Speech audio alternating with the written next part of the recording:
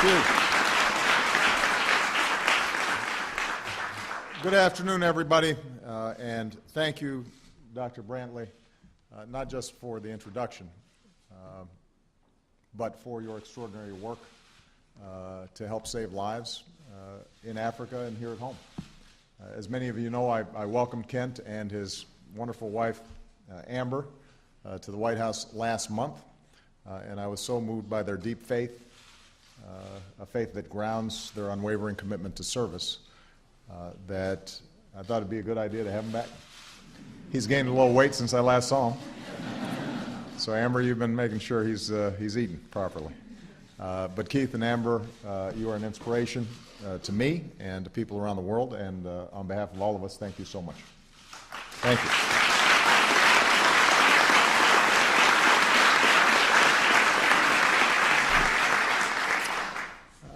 As I said yesterday, we know that the best way to protect Americans from Ebola is to stop the outbreak at its source. And we're honored to be joined today by some of the extraordinary American health workers who are on the front lines of the fight in West Africa.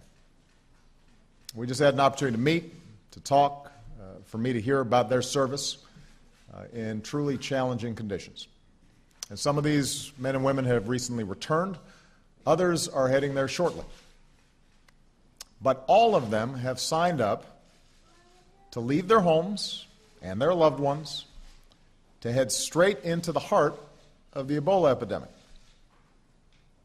like our military men and women deploying to West Africa. They do this for no other reason than their own sense of duty, their sense of purpose, their sense of serving a cause greater than themselves. So we need to call them what they are, which is American heroes. They deserve our gratitude, and they deserve to be treated with dignity and with respect. Now, over the past few weeks, I've met and spoken with doctors and nurses who have treated Ebola patients. That includes some who've been diagnosed with and beaten Ebola themselves, like Kent and like Nurse Nina Pham, who I was proud to welcome at the Oval Office. And I want to say to all the doctors and nurses out there what I've told the doctors and nurses here today. Each of you studied medicine because you wanted to save lives. And the world needs you more than ever. The medical professionals and public health workers serving in Africa are a shining example of what America means to the world, of what is possible when America leads. I said this at the UN General Assembly. When disease or disaster strikes anywhere in the world calls us. And the reason they call us is because of the men and women like the ones who are here today. They respond with skill and professionalism and courage and dedication. And it's because of the determination and skill and dedication and patriotism of folks like this that I'm confident we will contain and ultimately snuff out this outbreak of Ebola. Because that's what we do. A lot of people talk about American exceptionalism. I'm a firm believer in American exceptionalism. You know why I am? It's because of folks like this. It's because we don't run and hide when there's a problem. It's because we don't react to our fears, but instead we respond with common sense and skill and courage. That's the best of our history. Not fear, not hysteria, not misinformation. We react clearly and firmly even when others are losing their heads. That's part of the reason why we're effective. That's part of the reason why people look to us. And because of the work that's being done by folks like this and by folks who are right now, as we speak, in the 3 affected countries, we're already seeing a difference. I just had a chance to be in the Situation Room. Samantha Power, our UN ambassador, has been traveling through the countries and talking to professionals and seeing what's on the ground. And she was describing how, because of our military, we're already setting up Ebola treatment units ahead of schedule. We're already setting up supply lines, and she described how a Chinese airplane was landing in facilities that we had helped organize, and Liberian and Chinese and American folks are pulling supplies off and deploying it because we had set up the infrastructure and gotten there early. The world is now starting to respond. Some of the labs that we've set up are cutting the test to see whether somebody's positive for Ebola from what was as long as 7 days now to less than a day, which means people know sooner whether they have it. They're able to get isolated quicker. They're less likely to spread it. If they don't have it, they can be with their families faster, which means there's less fear and anxiety.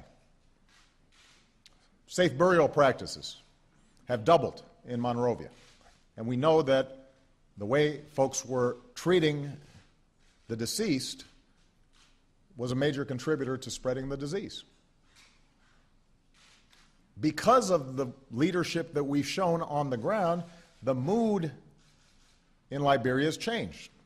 People have a greater sense of confidence that this can be dealt with. And suddenly you're seeing Liberian nationals who are increasingly willing to work as part of the public health teams. So we're having not just effect by what we do directly, but also by a change in mindset in the countries affected and around the globe. That's what's happening because of American leadership, and it is not abstract. It is people who are willing to go there at significant sacrifice to make a difference. That's American exceptionalism. That's what we should be proud of. That's who we are.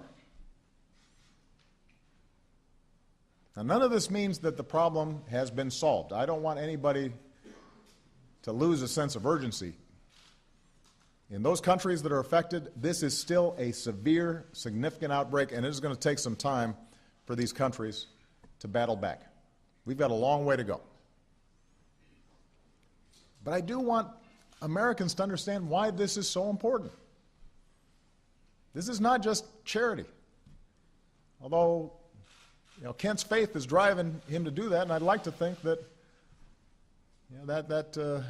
that sense of faith and grace motivates all of us. But this is also practical. It has to do with our own self-interest. If we are not dealing with this problem there, it will come here. Now, we have a responsibility to look out for our health workers as well as they look out for us. That's why on Monday, the CDC announced new monitoring and movement guidelines that are sensible, that are based on science, that were crafted in consultation with the people who are actually going there to do the work, and they're tailored to the unique circumstances of each healthcare worker. But we have to keep in mind that if we're discouraging our healthcare workers who are prepared to make these sacrifices from traveling to these places in need, then we're not doing our job in terms of looking after our own public health and safety. What we need right now is these shock troops who are out there leading globally. We can't discourage that. We've got to encourage it and applaud it. And I want America to understand, the truth is that until we stop this outbreak in West Africa, we may continue to see individual cases in America in the weeks and months ahead. Because that's the nature of today's world. We can't hermetically seal ourselves off. the nature of international travel and movement means that the only way to assure that we are safe is to make sure that we have dealt with the disease where right now it is most acute. So yes, we are likely to see a possible case elsewhere outside of these countries, and that's true whether or not you adopt a travel ban, whether you adopt a quarantine. It's the nature of diseases. As long as Ebola exists in the world, no one can promise that there won't be any more cases in America or anyplace else. To prevent its spread, and ultimately to keep Americans safe, we have to go to the source while preparing for the few cases that we see here and protecting our healthcare workers who are treating patients both here at home and abroad. Now, the good news is that our medical system is better prepared for any additional cases, and will continue to work with hospitals and state and local public health agencies to improve that preparedness every single day. And although coordinating all that nationally as well as internationally is a process, and there are constant tweaks and modifications as lessons are learned, it's all based on 40 years of experience in dealing with this disease. It's not all new, and it will get done. So I guess my biggest message, and I'm pretty sure this is a message that all the folks behind me, including the ones with the white coats, would confirm, is that it's critical that we remain focused on the facts and on the science. Keep in mind that of the 7 Americans treated for Ebola so far, most of them while serving in West Africa, all 7 have survived. Right now, the only American still undergoing treatment is Dr. Craig Spencer, who contracted the disease abroad while working to protect others. And we salute his service, and we're getting him the best care as well. But we know how to treat this disease. And now that the West African nations of Senegal and Nigeria have been declared Ebola-free, we know that this disease can be contained and defeated if we stay vigilant and committed, and America continues to lead the fight. We've got hundreds of Americans from across the country, nurses, doctors, public health workers, soldiers, engineers, mechanics, who are putting themselves on the front lines of this fight. They represent citizenship and patriotism and public service at its best. They make huge sacrifices to protect this country that we love. And when they come home, they deserve to be treated properly. They deserve to be treated like the heroes that they are. There are Americans like Dr. Dan Chertow, who's here today. Dan's an officer in the U.S. Public Health Service who took a leave from his position at the National Institutes of Health to volunteer with Doctors Without Borders in Liberia, where he cared for over 200 Ebola patients. Dan, thank you. Very proud of you. Dan's right here.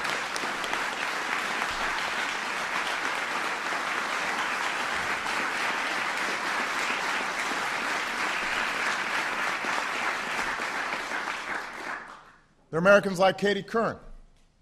Her father, James, was the head of the CDC task force on HIV/AIDS when that disease first emerged. So as she studied to become a public health expert in her own right, she decided to chart her own course, most recently in a canoe. We recently read about how she and her CDC disease detective team traveled to a village in Sierra Leone that was so remote they had to take canoes to reach it.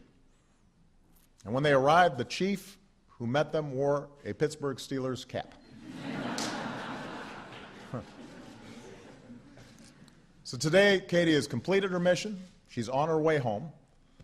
And I can promise you that thanks to Katie and her team, America's mark on that village, our legacy for future generations there, will go far beyond sports teams. We're talking about Americans like Captain Calvin Edwards, father of 4, works at the FDA in Harrisburg, Pennsylvania, but like Dr. Dan Chertow, he's also an officer in the U.S. Public Health Service. We read about how on his 29th wedding anniversary, carrying a pillow from home and a copy of the New Testament he takes on deployments, he left for training to oversee a team in Liberia.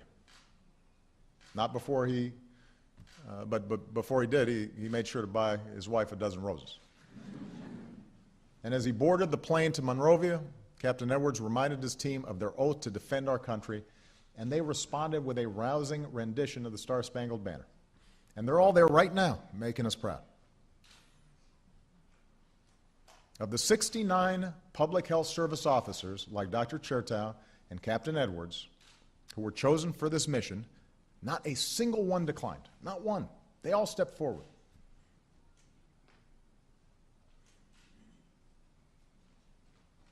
I know that with all the headlines and all the news,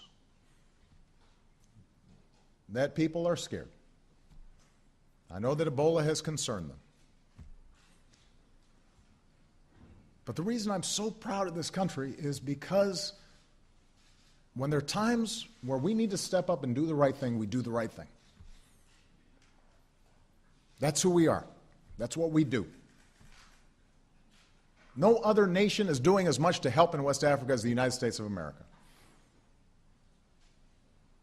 When I hear people talking about American leadership and then are promoting policies that would avoid leadership and have us running in the opposite direction and hiding under the covers, it makes me a little frustrated.